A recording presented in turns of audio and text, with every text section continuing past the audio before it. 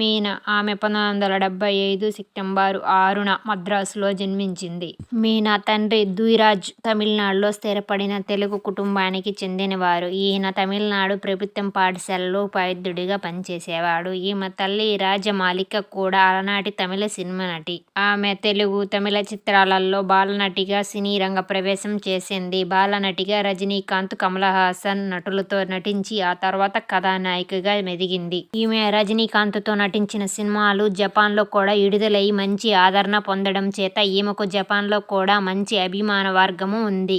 ఈమె తెలుగులో వెంకటేష్తో జంటగా సుందరకాండ, చంటి, సూర్యవంశం, అబ్బాయిగారు వంటి విజయవంతమైన సినిమాలు వచ్చాయి. 2009లో సాఫ్ట్వేర్ ఇంజనీర్ విద్యాసాగర్తో మీనా వివాహం అయింది. ఈ దంపతులకు నైనిక అనే కుమార్తె ఉంది. నైనిక 5 సంవత్సరాల వయసులోనే తేరీ చిత్రంలో నటించింది. విద్యాసాగర్ పోస్ట్ కోవిడ్ సమస్యలతో బాధపడుతూ 2022 జూన్ 28న రాత్రి చెన్నైలోని ఎంజీఎం ఆస్పత్రిలో మీనా భర్త తుది శ్వాస విడిచాడు. మీనా 1982లో నెంజిగల్ చిత్రంలో చైల్డ్ ఆర్టిస్ట్గా తన కెరీర్ను ప్రారంభించింది. శివాజీ గణేశన్ ఒక పుట్టినరోజు పార్టీలో ఆమెను చూసిన తర్వాత ప్రధాన పాత్రలో నటించారు.